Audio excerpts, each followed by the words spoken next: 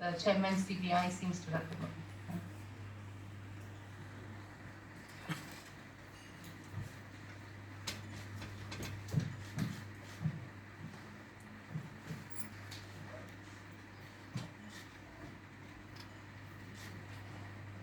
Revenue Secretary Shri Sanjay K Shri Harsh Singhania ji, Past President FICCI,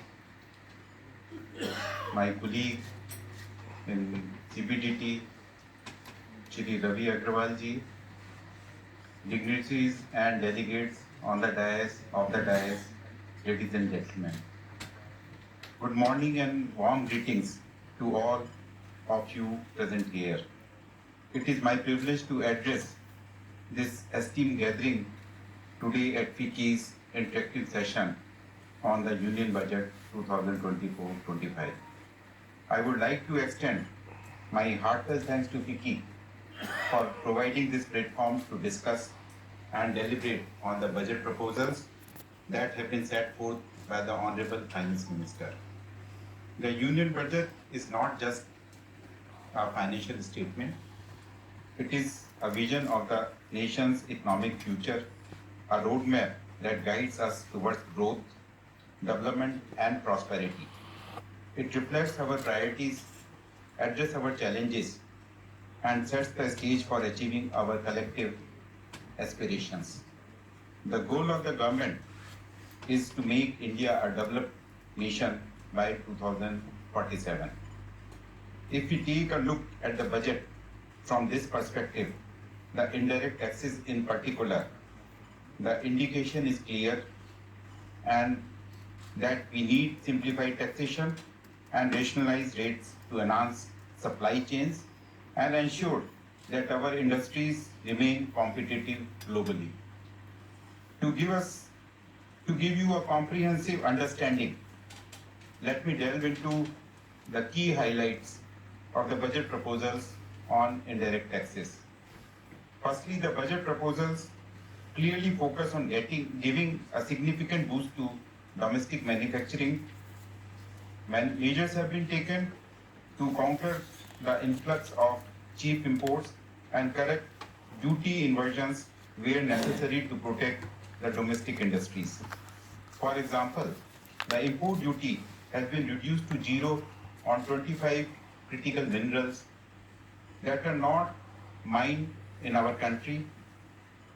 This move will encourage the processing of these minerals, which are essential for manufacturing goods in sectors like green energy, defense, and space programs.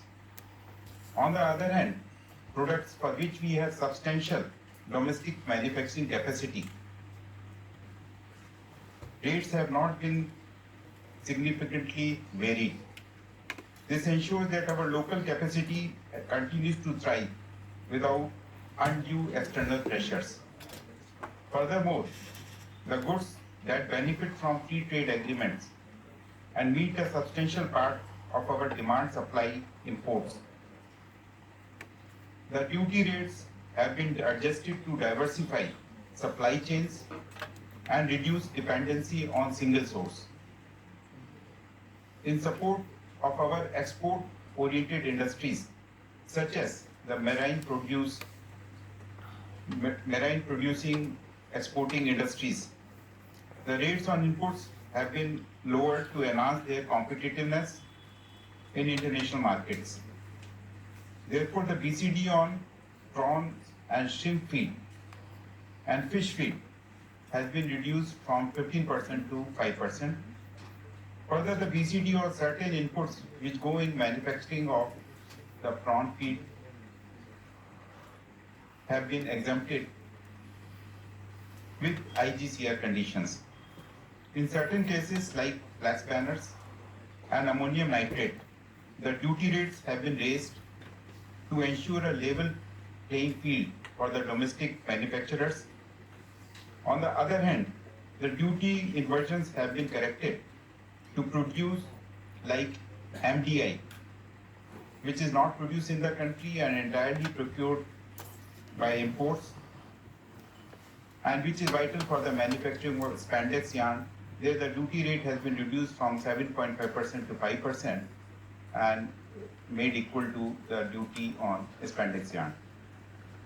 Another important aspect is the success of the phase manufacturing program, particularly in mobile manufacturing.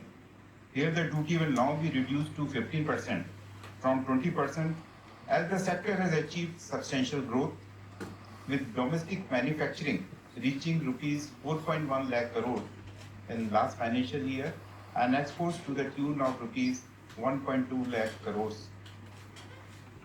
This reduction reflects the sector's maturity and deepened value chain. Also, as a social measure, the BCD has been fully exempted on 3 cancer drugs. Gold has always been a commodity of interest for the investors, manufacturers in the gems and jewelry sector, common man, as well as organized crime syndicates. Regarding gold, the duty was raised to 15% in July 2022 to address the worsening current account deficit due to high international crude prices. This measure helped reduce the CAD significantly. However, it also led to increased gold smuggling and shifts in import patterns to exploit duty concessions under FTA or DTFTA scheme. Therefore, growth in duty collection from gold was not commensurate to the rate increase. To counter these issues, reducing the duty on gold and other precious metals which move in tandem with rate of duty on gold will eliminate the margins for illegal trade and promote legal transactions. This move will benefit the gems and jewelry sector by making raw materials more affordable and giving a fillip to legitimate trade. The gems and jewelry sector give employment to 5 million people and contribute significantly to the GDP as well as to exports. Coming to GST, we are expecting an impressive growth of 11% in GST revenue collections as per the budgetary estimates for financial year 2024-25. In the first quarter, the gross GST revenue collection stood at rupees 5.57 lakh crores and showing a growth of 10.1%. Now, net GST revenue collection for the center grew by 9.1%, amounting to rupees 2.56 lakh crores. Given that revenue growth typically accelerates in the later quarters of the fiscal year, we are confident in achieving our revenue targets. Another striking feature which I have been highlighting at various fora, that the nominal GDP growth in the last fiscal year was 9.6%, whereas the gross GST revenue grew by 11.6% and indicating a tax buoyancy of 1.21. This means that GST revenue growth has outperformed GDP growth, reflecting the inherent efficiencies in the GST tax regime and improved compliance levels. For this, I express my sincere gratitude to the taxpayers on behalf of the tax administration.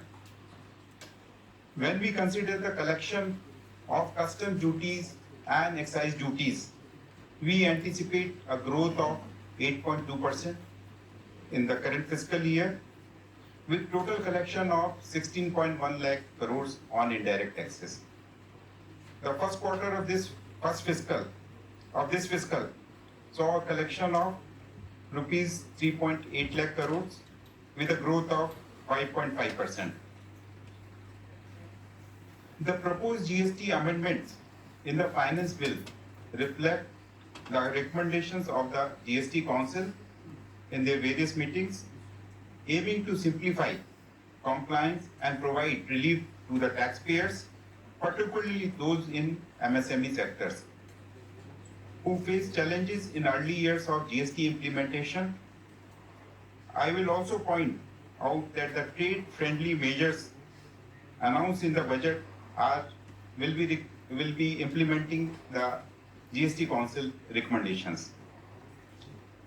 And some of these changes which are now being carried out in CGST Act, IGST Act or UTGST Acts are that Section 128A of the CGST Acts will be amended to allow conditional waiver of interest or penalty or both in respect of demands which are raised under Section 73, that is where there is no suppression or willful misstatement, and the taxpayer pay the full amount which has been demanded in that show cause notice by a certain specified date, and this is intended for fiscal year 2017-18, 18-19 and 19-20.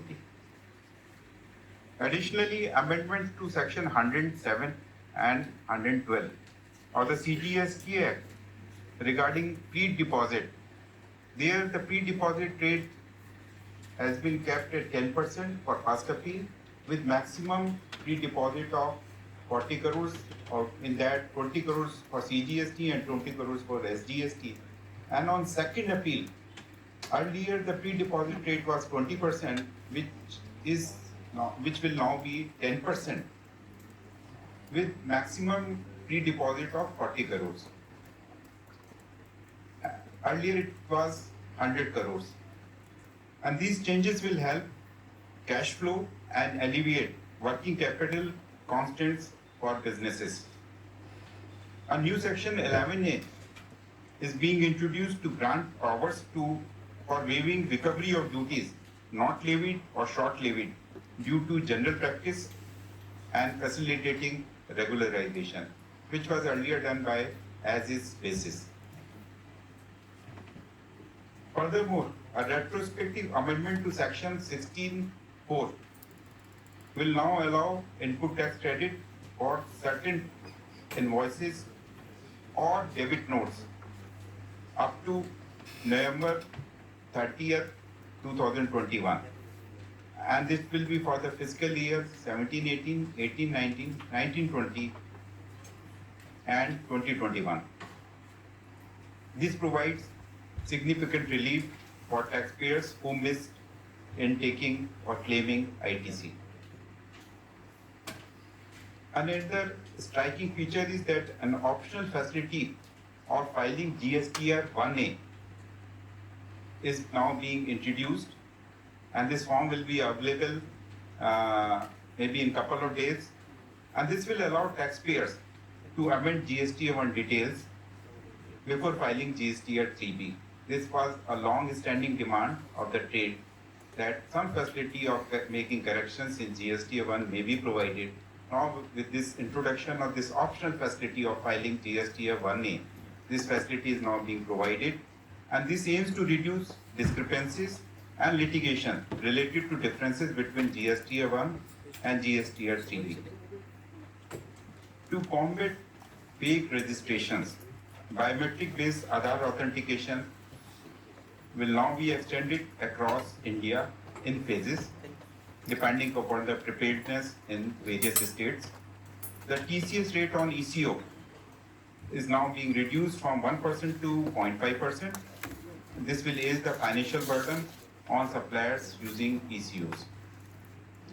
As you are all aware that numerous clarifications have been issued recently on the basis of recommendations of GST Council, which are providing clarity on classification, valuation, applicable rates, chargeability, ITC, availability, and other matters.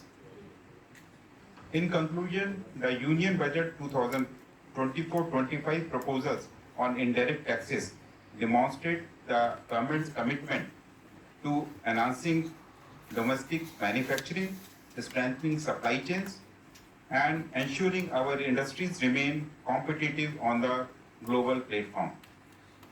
I look forward to the insightful discussions that will follow and the valuable feedback from all of you.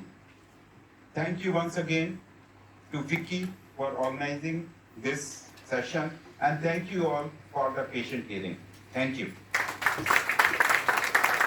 Thank you, sir, for giving some of the underlying themes that you followed in the indirect tax proposals presented at the budget. I may now turn to, of course, the Revenue Secretary.